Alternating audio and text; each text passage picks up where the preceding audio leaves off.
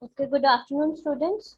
Today we are going to discuss another topic of crop improvement one, that is kharif crops, and that all what we are going to discuss today is all about breeding procedures for abiotic and biotic stress tolerance.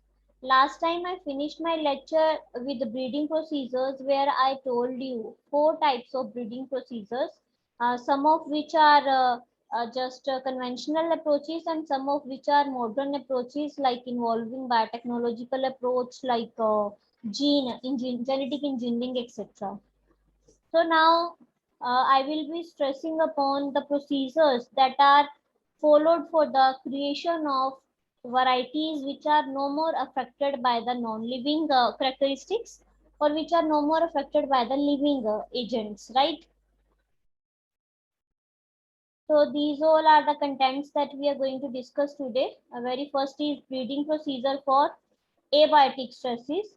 Basically, three kinds of abiotic stresses are there, but I will be going into detail only for the drought resistance. Then these are the contents that we are going to discuss under breeding procedure for the generation of drought resistance, right? So here I will introduce you to first of all what is actually meant by these stresses. Then what are the features of abiotic stresses? Stresses are of how many kinds, and then I will stress only upon the drought resistance, and we will also learn its breeding methods and approaches. Very first we will do abiotic stresses, then I will come to the biotic stresses. So if I talk for any expression and say that expression is phenotypic in nature, then phenotypic expression of the plant, how can you determine the phenotypic expression? If I say there is a plant, if I say there is a plant that is giving that is giving mm, that is giving flowers, that is giving flowers which are of a red color, then this is phenotypic expression, means the what we are able to see, that is said to be phenotypic expression.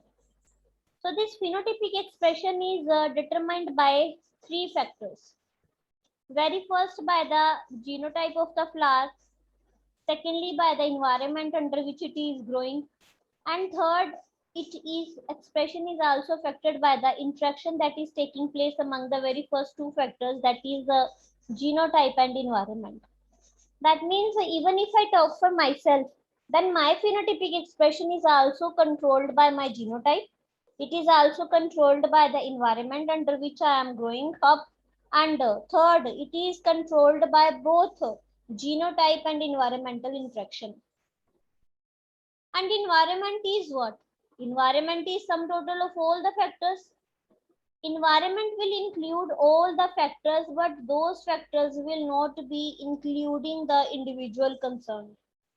That means within the environment, we will talk about all the factors, but we will not talk about the factors which are concerned with this flower, that is said to be environment. And within the environment, mainly we have two types of factors. One are biotic factors and another are abiotic factors. Biotic factors means within the environment we have living agents, and abiotic means we have non-living agents also. But what is said to be the optimal environment? Optimal environment, as the name itself is indicating, optimal environment is going to be the environment where there is no interference by any environmental factor with the complete expression of the genotype. Like optimal environment is actually set to the environment where the expression, where the phenotypic expression of the flower is no more affected either by the biotic factors which are present within the environment, or either by the abiotic factors which are present within the environment. That means I can say environment is only the major factor that is resulting into the generation of the stress. If it is having no interference, if it is having no interference with the complete expression of the genotype, then we call it as a stress-free environment. But if any factor, say either it is biotic or either it is abiotic, if any of the factor interference with the expression of the genotype, then we call it as a situation that is said to be stress. Then stress is actually generated. See, if we are simply roaming here and there, say you all are allowed to say enter into the college in this pandemics, and you are not strict to have mask on your face. You are not strict to have to sanitize your hands again and again. You are not allowed to say maintain the social distance. If all these factors are not there, then you will be feeling like there is no corona and anything existing around us, right? That you can call as a stress free environment.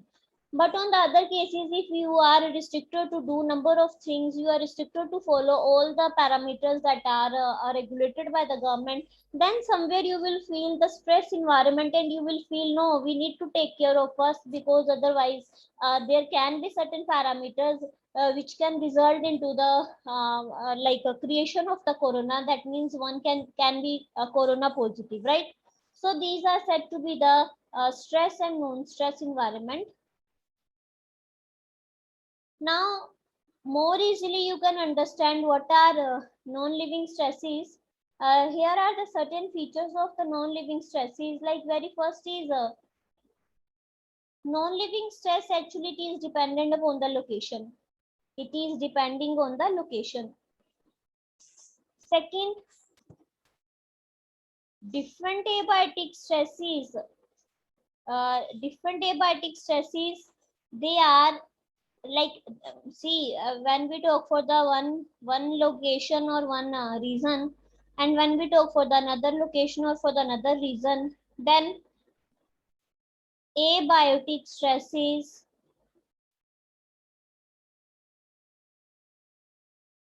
then abiotic stresses amount is also different. That means very first is it is depending upon the location. The nature of the abiotic stress is dependent upon the nature upon the location, and secondly it is very specific in terms of reason or in terms of location. But when we talk for the occurrence and degree of abiotic stresses, then it is very unpredictable. That means we cannot estimate. For example, if I say for one of the abiotic stress, say if I call for the drought condition, right? Then we cannot determine how much drought condition is prevailing at a specific region or at a specific location. That means occurrence and degree. Occurrence means where it is present and up to what extent it is present. This is not predictable in terms of abiotic stresses, for example in case of drought. While in certain cases it can be predictable, it can be predicted for a given location. Next characteristic is degree vary during the crop season. That means how much amount of drought condition is going to prevail. That in turn is affected by the crop season. Then the level of abiotic or biotic factor, it may increase or decrease. See, if there has taken one abiotic stress, say one abiotic stress has been generated at a particular region, then this particular abiotic stress, what it can do, it can increase or it can decrease the level of another abiotic stress. That means if I say there is the existence of two abiotic stresses within a particular region, this is abiotic stress 1 and say this is abiotic stress 2. Say if there are two abiotic stresses, then one abiotic stresses can either increase or it can either decrease the degree or the level of other abiotic stress. For example, in the saline soil, moisture stress, if we talk for the soil that is saline in the nature, there, if there is prevalence of one stress, say moisture stress, then it is going to increase the another stress that is said to be salinity stress. So here what is happening out, one abiotic stress is increasing the level of another abiotic stress. Similarly, we have another examples where one abiotic stress is actually decreasing the another abiotic stress.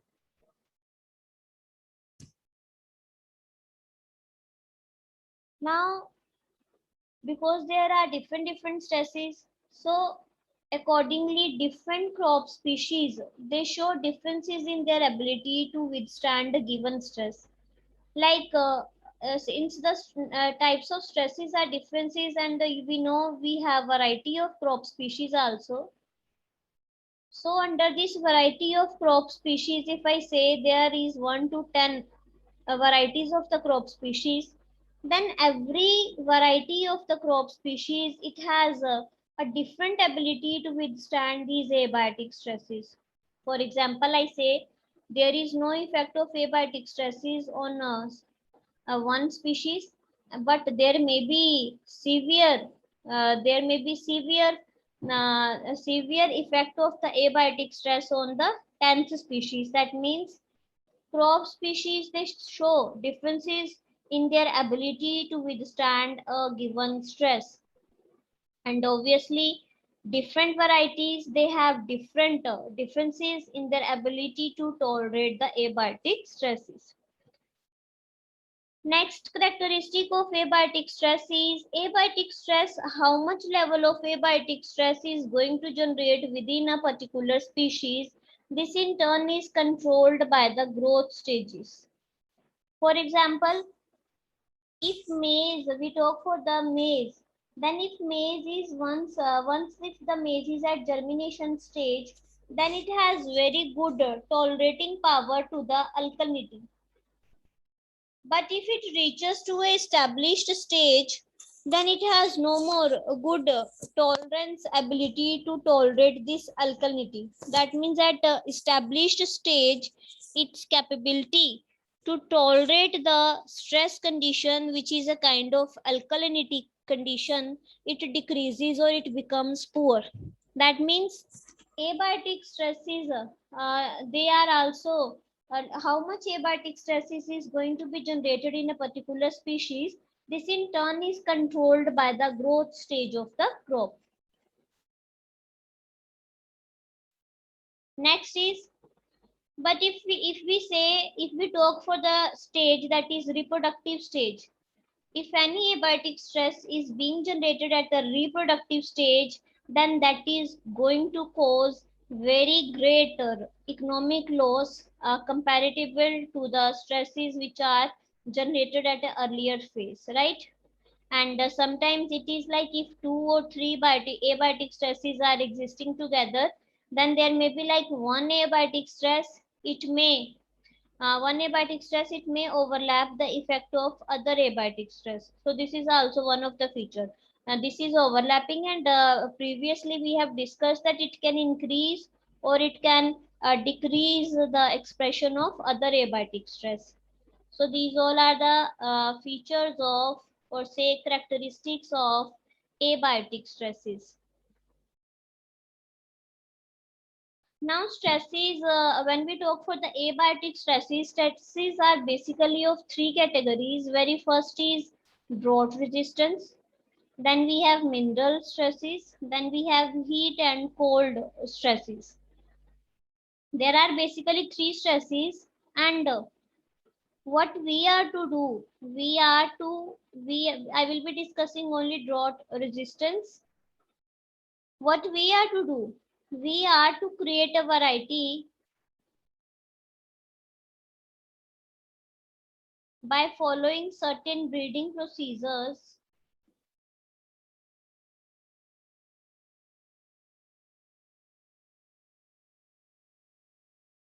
By following certain breeding procedures, we are to create a variety which is no more having any effect against the drought condition. Drought means when the availability of water is lesser, right? Then we call the situation as a drought situation. Now, if we want to create a variety that is no more affected by the drought, we call such kind of variety as the drought resistance variety. That means by following certain procedures of breeding, we are to create a variety that is to be converted from drought tolerant to the drought resistant variety. Resistance means it is no more having any effect of on drought conditions, right? So before I actually enter into the breeding procedures for the drought resistance, I would like to make you familiar with the drought resistance. So, it is very difficult to define, and more difficult it is to quantify the drought resistance, drought conditions, like how much water availability is there, how much water is present, how much water is more needed, and these all conditions, it is very confusing and it is very difficult. So, it is very difficult to define what actually is meant by the drought resistance, right? But certain scientists, they have used certain criteria that are helpful in defining the drought resistance, and the terms that are basically used for defining the drought resistance condition, that is said to be precipitation, not drought resistance, but why drought, that means lesser, when there is lesser availability of the water, then a stress is being generated, and that stress is said to be drought stress. We are to follow the breeding procedure for converting this variety which is affected by the drought stress, and we are to create a variety that is no more affected now, and it is said to be drought resistance variety, right? For drought stress conditions, certain definitions are used like precipitation, air temperature, relative humidity, evaporation, transpiration. These all are used. But here is the exact definition of drought, that is inadequacy of water availability. When water is not available in the appropriate amount as required by the plant, then we call it as a inadequacy of the water availability.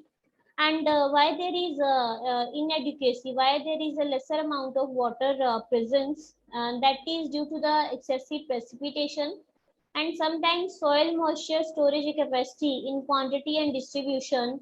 It is also restricting the full expression of the it is restricting the full genetic yield potential.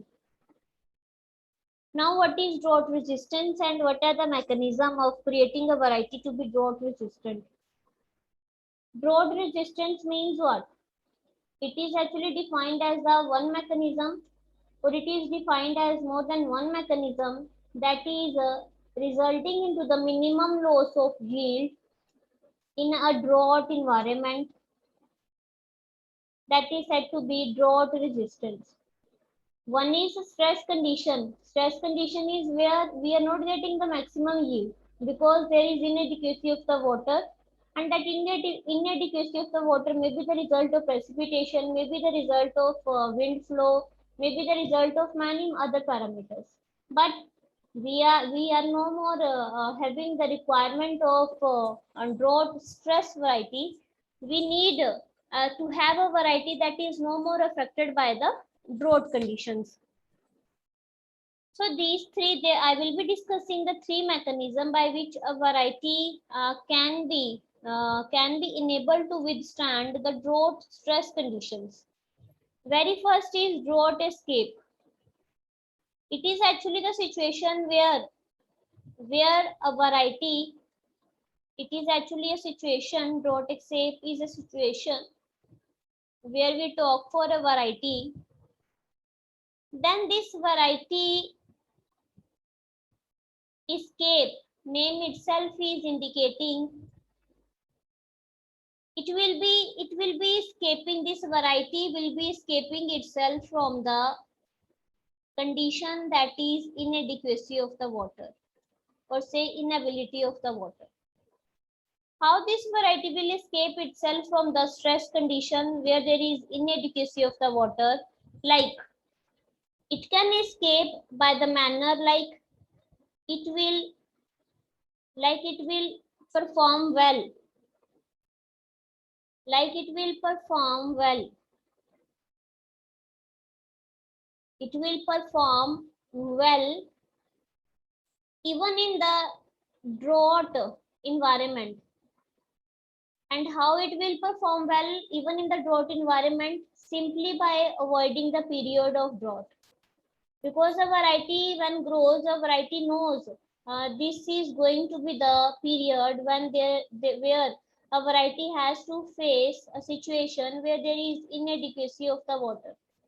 So how it can escape, how it can be not be affected by this condition? Like, it will escape when it will be knowing like this stage is about to come, it will jump this stage. That means it by jumping it will be escaping this stage, and now it is no more influenced by the presence of inadequacy of the water. That means it will avoid the period of drought, that time, the time when there is going to be the prevalence of inadequacy of the water. It will avoid that period. It is no more going to enter into that particular phase, and as a result it can avoid the stress conditions which are going to be the result of drought. Second is, very first is, it has escaped in itself from that particular period of drought. And second method is dehydration avoidance.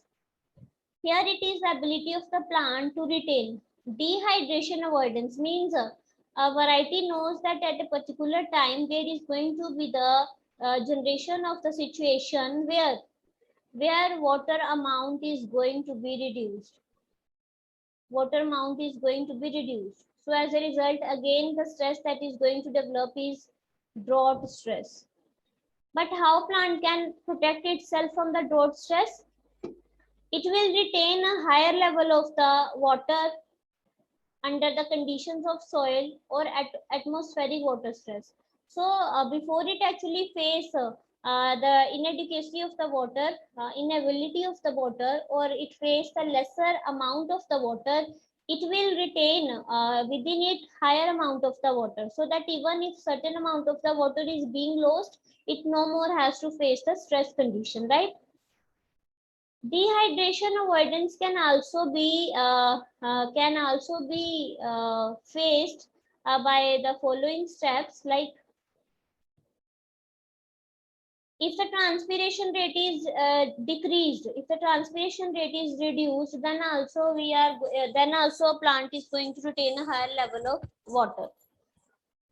Then if a plant adjusts the osmotic pressure, then also it is no more going to face the stress that is due to the result of inadequacy of the water. If it results into the production of the hormone that itself is said to be the stress hormone, that means a hormone that is generated under the stress conditions, then also it can avoid the prevalence of water stress, water inadequacy stress. Next is the cuticular waxes. Because the water is basically released from the plant through the stomata or through the lenticels. But if over the leaves we have a thick layer of cuticle, then this cuticle again prevents the excessive loss of the water. That means again a plant can retain a higher level of the water, and this again is helping in the say tolerance, making the variety tolerance. Leaf characteristics can be improved because more is the surface area of the leaf, more is going to be the rate of transpiration, and vice versa. More is the horizontal angle of the leaf, more is going to be the transpiration, and vice versa, right? But if we improve the characteristics of leaf, then as a result we can decrease the prevalence of the condition that is due to the loss of the water. And at the end, more uptake of the water can be performed by the plant. That means increased water uptake. This can also be done. And the third factor is dehydration tolerance. In dehydration tolerance, two factors can be looked after. Like see, now till now we have discussed about the factors. Very first factor that we discussed is to escape the stage where plant has to face the drought condition. Second is to avoid that condition. First is we don't have to face, plant don't has to face the drought condition, and second is plant avoids this drought condition. Escape can be done by jumping that particular stage, and avoidance can be done by retaining the water of level of water within the plant, right? And third is even if the situation arises, like the situation where the water availability is very less, if this situation is arising, then plant should have the nature that it tolerates that inadequacy of the water, right? And this can be done by the maintenance of membrane integrity and by the generation of certain plant growth hormones. That means growth rate can be increased, and secondary survival rate can be increased, and under survival these all are the factors which can be looked after. Now I'm coming to the main topic, that is breeding methods and approaches for the creation of variety that is no more affected by the drought conditions. That means I can say breeding approaches for making a variety resistance to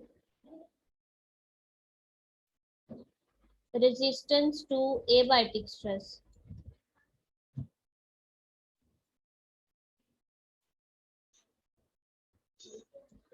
So there are basically three methods by which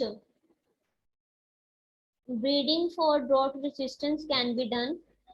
Very first is by adapting the variety, by making the variety that could adapt to a specific environment. Then we should also go for the creation of the variety that could adapt to the different environment.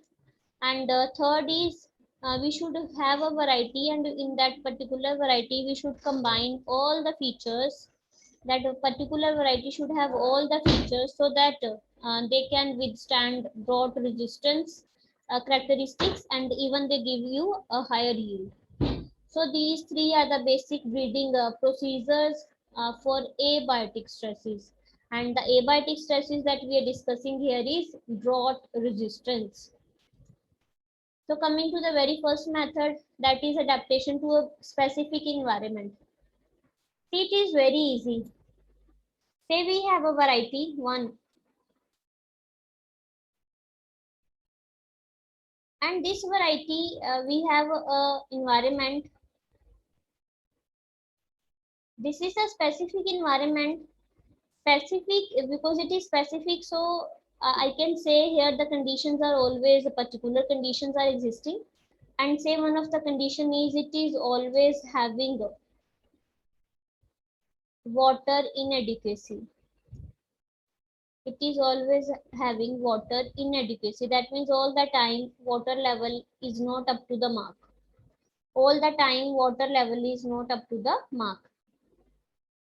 Say if we don't have any chances to improve this variety, then what we should go for? We can actually breed this variety so that breed means we can go for the improvement of genetic content in the way that this variety adapts itself to the condition where water level is not up to mark. I give you a very simple example. You all are coming from the Nepal to study in Punjab, that is ACET, right? Now it is said to be AGC. You all are coming to AGC for the completion of your course, say BSc Honors Agriculture. If you are to complete the course very perfectly, then you have to withstand, you have to adapt yourself to all the conditions which are existing in the Punjab. Like It may be like you have to adjust in the hostel room, you have to adjust with your friends who all are living along with you in the room, you have to adjust with the protocol of say protocol that is available in the mess. That means you have to adapt yourself to all the conditions. Similarly, otherwise, if you are not adapting yourself to this specific environment that is prevailing in the Punjab, then you won't be capable of completing your degree, right? In the same way, because we know these all are the conditions that are existing in this specific environment, then we cannot improve the environment. What we can do, we can improve the variety so that this variety adapt itself to this particular environment. And if variety is capable of adapting itself to this specific environment, that means if it is capable of growing under the conditions where water level is not up to the mark, then we call this variety as a resistant variety, right? So this is the very first parameters, that is adaptation to a specific environment. This is what we are talking for the specific environment. That means as I discussed all these possibilities. Now the second parameter is adaptation to a variable environment. Because more will be the variability, why we need to go for the adaptation to the variable environment when we are getting the good result in a suitable or say in a selectable environment? Then we need to this approach, we need to go for the variable adaptation to the variable environment, because here selection programs are basically based on yield and yield components. And here when we are evaluating a particular variety, here when we are talking for the evaluation of the variety that could withstand to a variable environment, then the stability of the selected line is evaluated under several environments. That means here whatever variety we are selecting, then that variety is exposed to the different environmental conditions. It is it is allowed to face different stress conditions, and those stress conditions are in the range stress to non-stress condition. That means we will be watching out like a particular variety, if it is withstanding no stress condition, then what are its results? If it is withstanding bit stress condition, then what are its yield result? And if it is withstanding if it is withstanding severe stress condition, then what are going to be the results? So here actually in this approach, attempts are done to combine high yield potential with drought resistance. That means we are also looking after the high yield potential, and this high yield potential is further combined with the drought resistance category. And selection of this variety is basically done on yield and yield components. Evaluation of the variety is done under the several environments, and in those all environments the range is stress to non-stress conditions,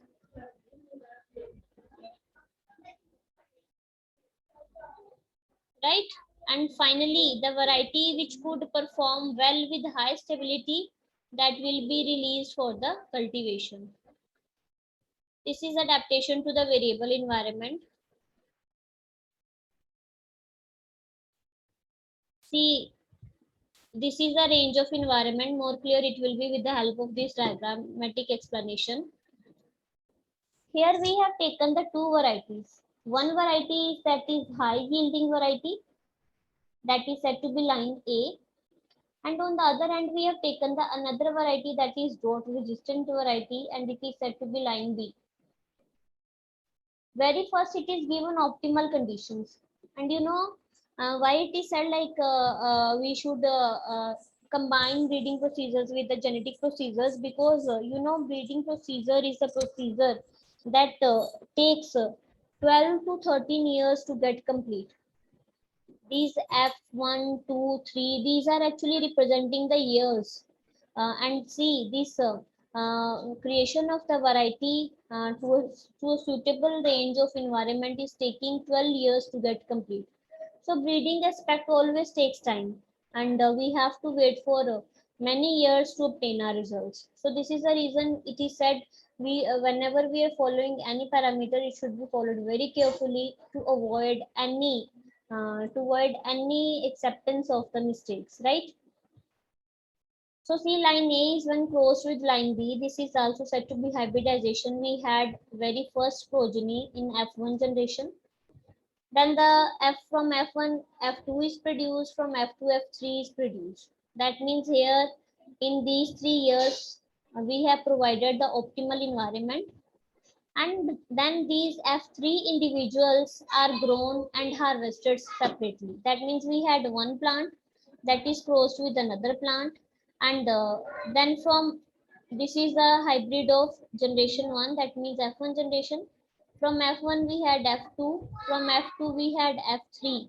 Now this is no more further, no more next progeny is produced from here. The plants which are available here, they are evaluated under a range of environments. That means they are exposed to different environments. Say here there is no drought stress, here is bit drought stress, here is more drought stress, and here there is a severe drought stress. That means these F3, because we need to see, we are crossing the high yielding lines with the drought resistant varieties. That means the varieties which are no more having any effect of water availability. They are not having any effect of water availability. That means they are resistant to the presence of low level of water, right? So these progenies are evaluated under range of environments, and the one we have given number of varieties will be there.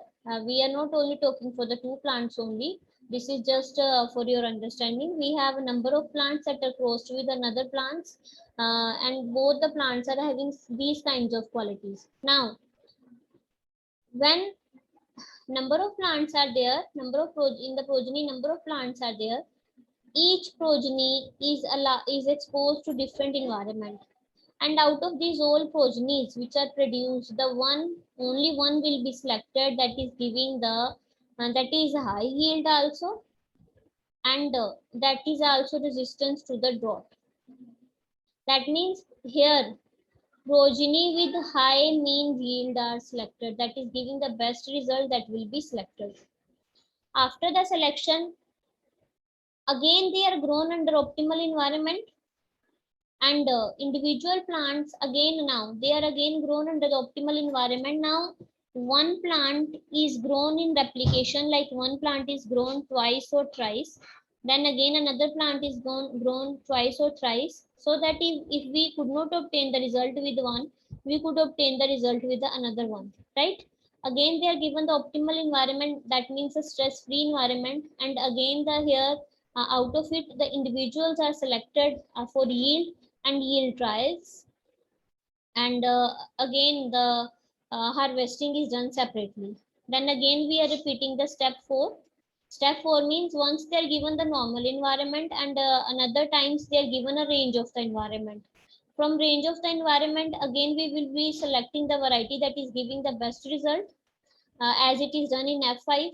Then again they are grown in replication, and again the variety that is selected for yield and yield traits will be selected. Now we will be carrying the preliminary yield trial in the 8th year. Preliminary yield trial means we have all together spent 7 years in exposing in the selection of the varieties that are good for yield and yield traits, right? But we are not sure, like the variety which we are selecting and with which we are to reach up to the 12 year is actually the one that is actually having desirable features or not. This is always, there is always a confusion. So in we carry preliminary yield trials where we we ensure the varieties which we are selecting are actually the one which are desirable to avoid any loss, in the last step.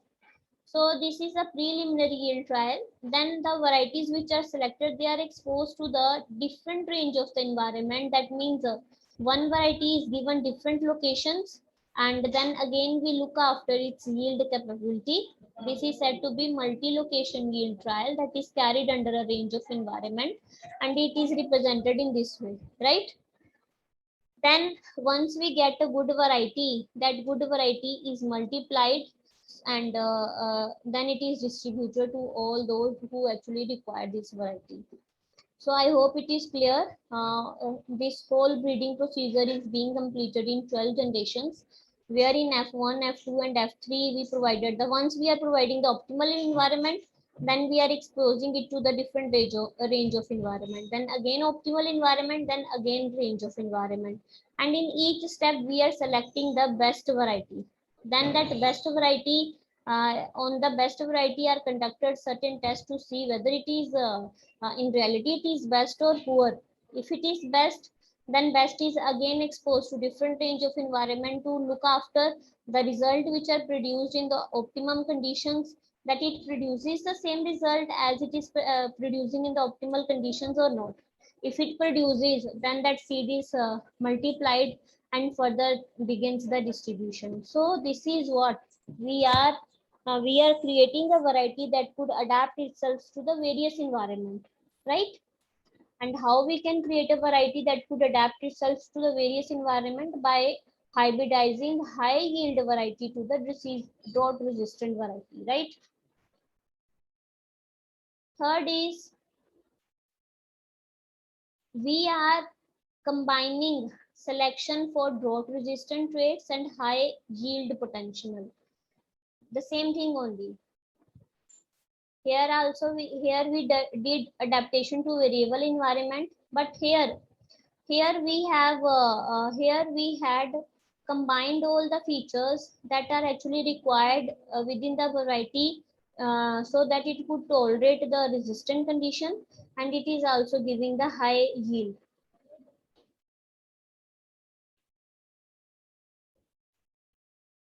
For example, see here what we do, cuticle wax is integrated in this single scheme.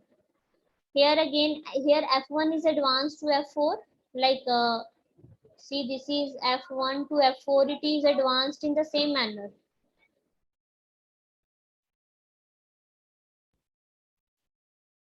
Then in F4, a large number of individuals are selected and harvested separately. See here we had again two lines, line A and line B. This line is where there is high cuticular wax, because more will be thicker, the cuticle wax more will be, lesser will be the loss of water as a result of transpiration or say anything. But here on the in the previous when we were talking for the creation of a variety that could adapt itself to the various environment, there we crossed high yielding variety. High yielding variety was crossed with disease resistant variety. It was crossed with the disease resistant variety. But here we have taken a variety that is having a high cuticular wax, and it is crossed with another variety that is having many combined features, like it is giving yield also and other yield trait also, right? Like other yield traits like good height, good growth, and all those features. Again, it is a selfing, means these processes are again we have this generation is crossed with this generation only, this process. So this is selfing, and generation advanced under optimal moisture. Parameters that is given is optimal moisture, right?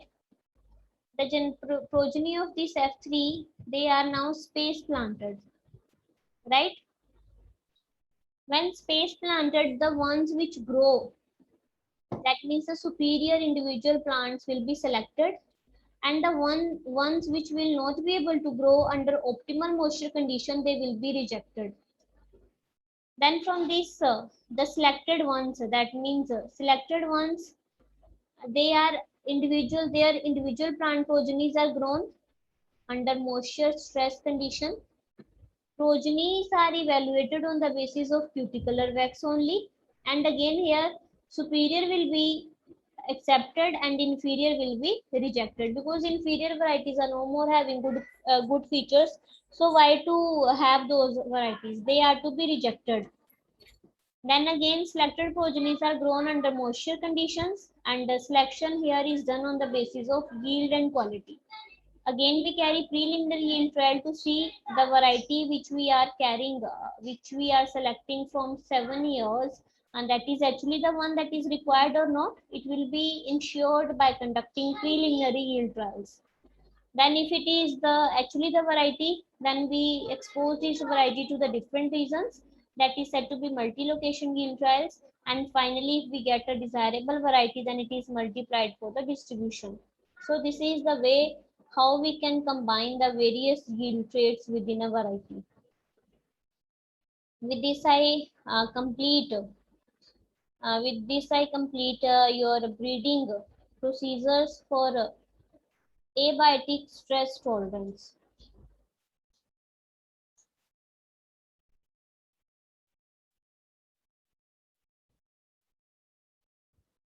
You know, it is not very easy to go for breeding for drought resistance. We face many difficulties also. The difficulties are like, first off, we need to identify the environment that is prevailing in a particular region, and accordingly variety has to be developed.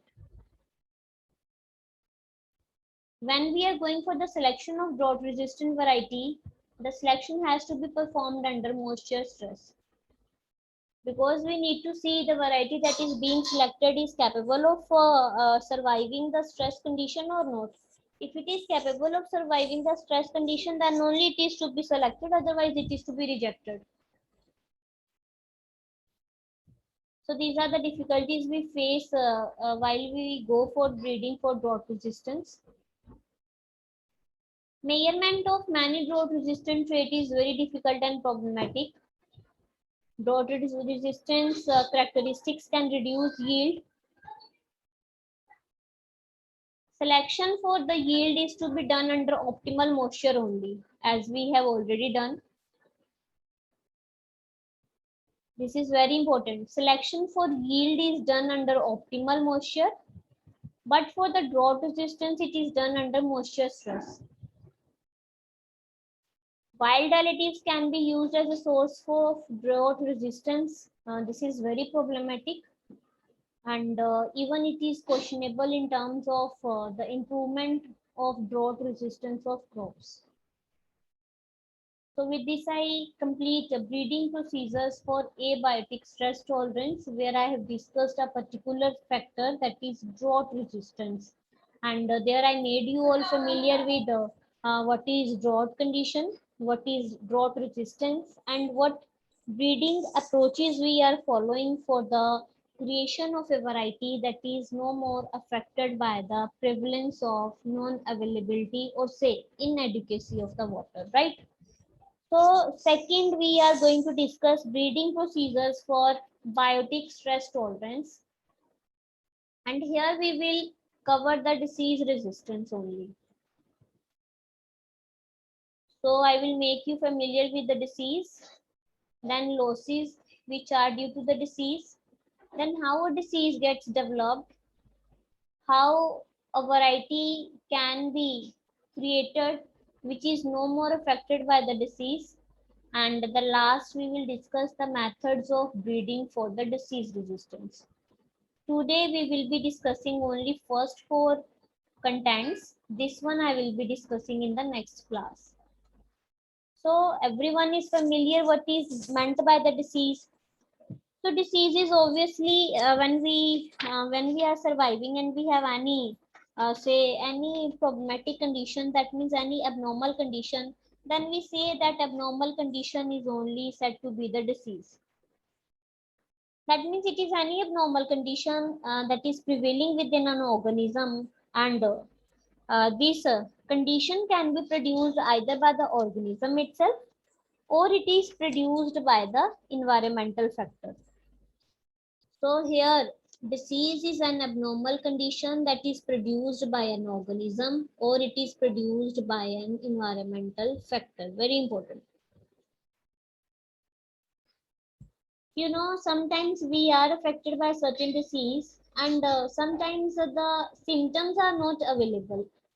That means a plant disease can further be defined as a series of visible responses and invisible responses,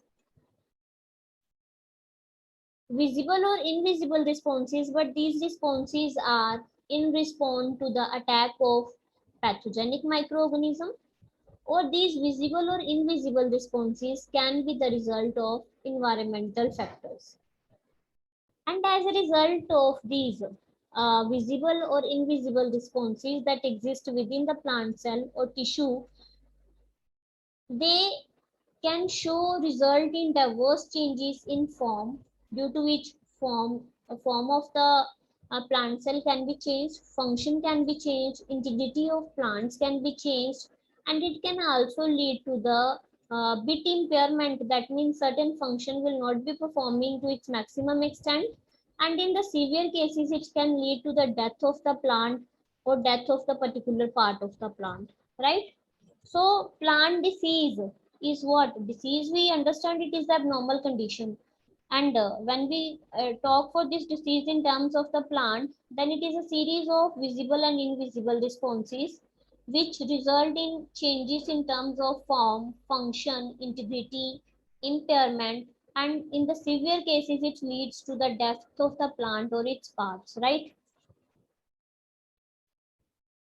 But it is very important to understand, it is very important point that it is in this topic, that means breeding for biotic stresses. Here we will discuss only the diseases which are generated by the organism.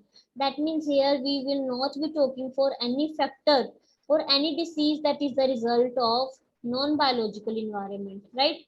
That means as I have already discussed, in the environment we basically talk for the two factors. One is biological, that means biotic, and another is abiotic.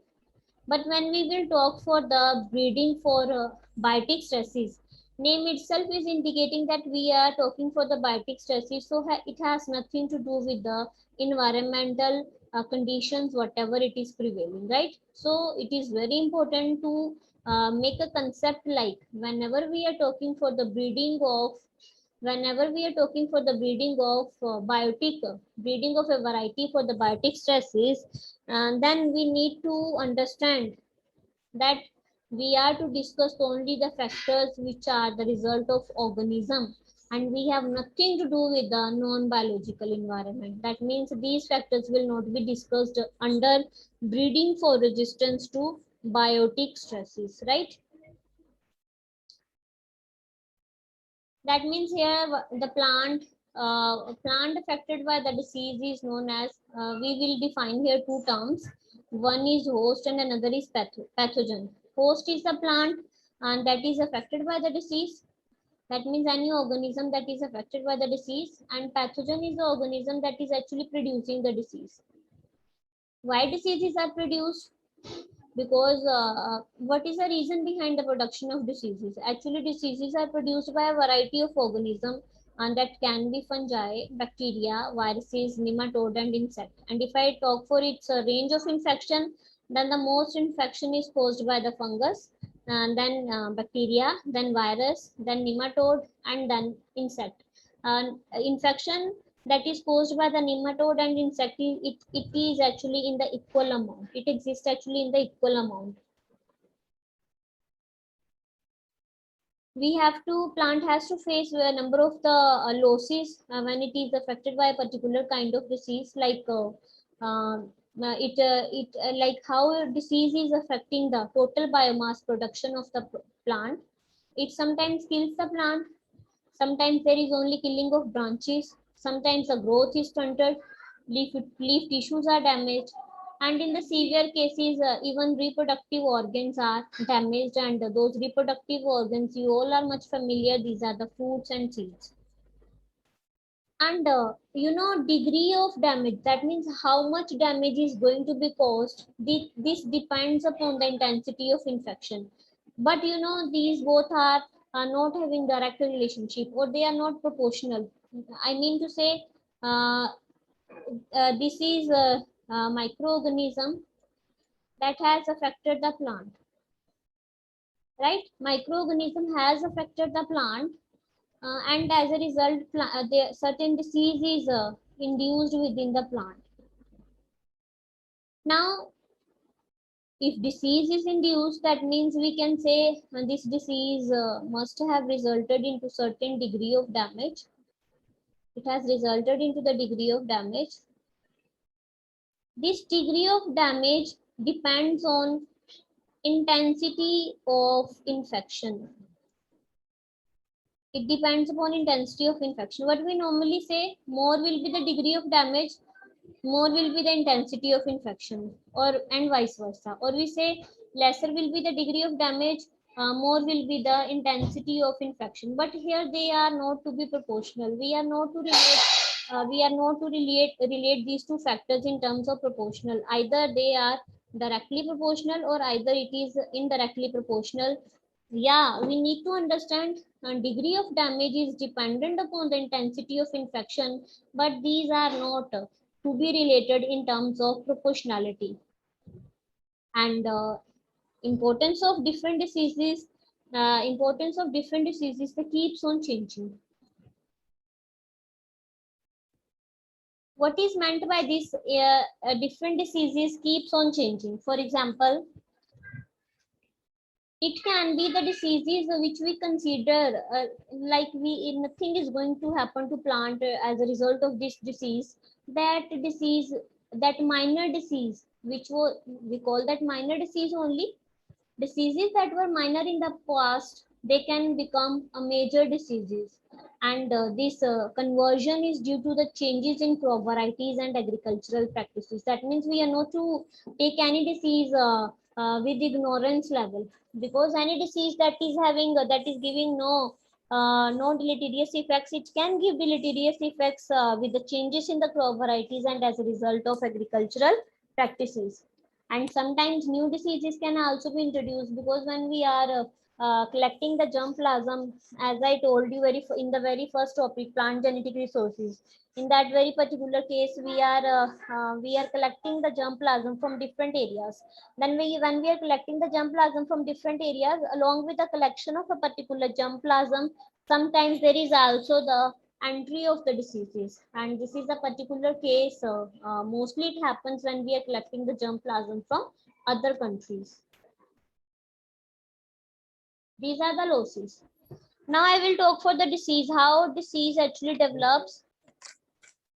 How actually disease develops. Disease actually, when we talk for the development of disease, we basically talk for the three factors. Very first we talk for the pathogen. Very first is the host, then we talk for the pathogen, and then we talk for the environment. Very important details. How actually a disease develops. The development of disease is actually dependent upon a close interaction among three factors: host, pathogen, and the environment, right? It is dependent upon three factors: host, pathogen, and environment.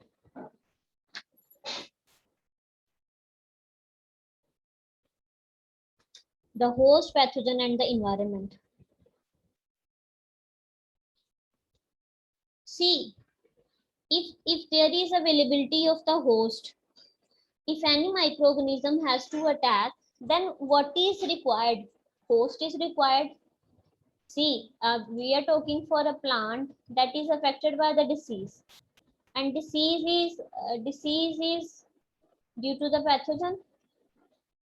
But if any pathogen has to develop a disease, what it requires? It requires a host, that is a plant.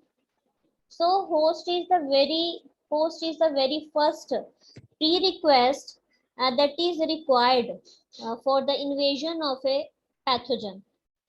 Similarly, If pathogen basically used to be of two categories, one is virulent, that is resulting into the production of disease, and another is non-virulent, that is no more resulting into the production of disease. Second, we require the presence of a virulent pathogen, so that whenever it visit any host, it results into the production of disease. Now, this interaction between host and the pathogen, this in turn is controlled by the genetic makeup, and is generally it is according to the gene for gene relationship.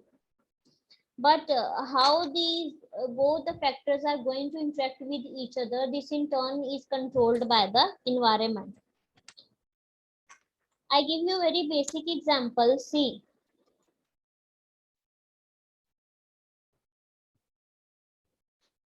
we talk for a condition.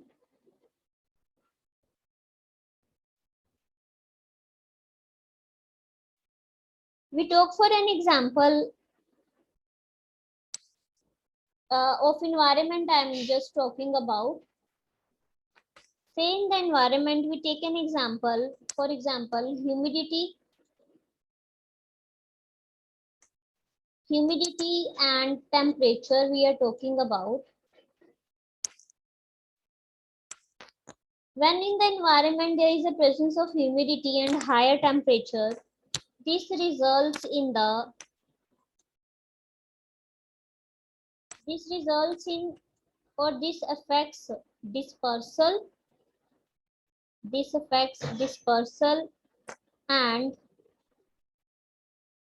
this affects dispersal and germination of fungal spores.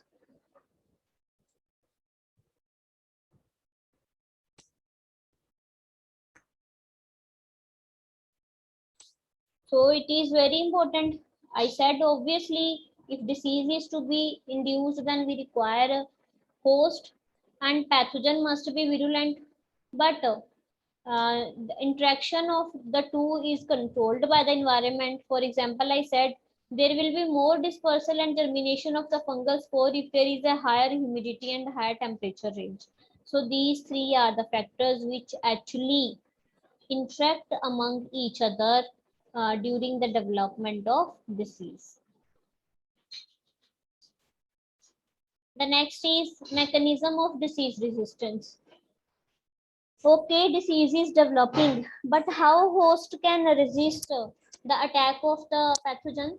So overall, the range of reactions of a host plant to various pathogen, it is grouped into four types: susceptible, immune reaction, resistance, and tolerance. Susceptible means it is affected by whenever any particular pathogen is going to attack a host, the host is going to be affected by the attack of pathogen, and as a result disease development is going to take place, right? That means here no, there is no concern with the genotype of the host. Whatever genotype the host is available, it is for sure going to be affected by the pathogen. Second is immune reaction. Immune reaction means a host is having the immunity level so strong that whatever kind of pathogen is attacking it, it is no more going to show the symptoms of the disease. This is said to be immune reaction. Third is resistance. Resistance means resist. One we discuss susceptible, where it is all the time going to be affected by the type of the pathogen. But here it is not going to be affected by the type of the pathogen. Here, the features of the resistance are it denotes the less disease development.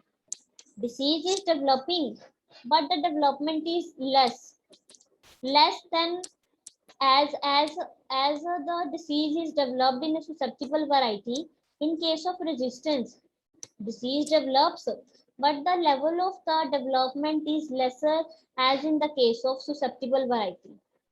And here, infection and establishment do take place, but because the variety is a kind of resistant variety, so it will not allow the growth of the pathogen within the plant. That is restricted. That means here what is happening out, only disease symptoms are developing, but the rate of reproduction of a particular pathogens on the behalf of which it could multiply its number of copies within the host cell and could result into the more infection, that is that is not never 0, but it is less than 1, right? Last is tolerance. If we do not have any opportunity, then what we need to do at the end? We need to tolerate the conditions, right? That means it implies that the given host is attacked by the pathogen in a manner that like it is susceptible only, but there is little or no less in biomass production. I just hope it is clear. As in the case of susceptible, pathogen was attacking the variety, right? But this is also the same case. In tolerance also, it will be affected in the same manner as the susceptible variety is being affected, but here there is no loss. But in this case, loss was taking place to a higher level, but here there is no loss, or either the loss is very little, right? So this was all about today's topic. We are left with methods of breeding. This we will be discussing in the next lecture. So this was all about today's lecture from my side. If you have any doubt, we can discuss it just after this class. And whatever mode of communication you feel easy, you can contact me through that. So thank you, and stay home and stay blessed.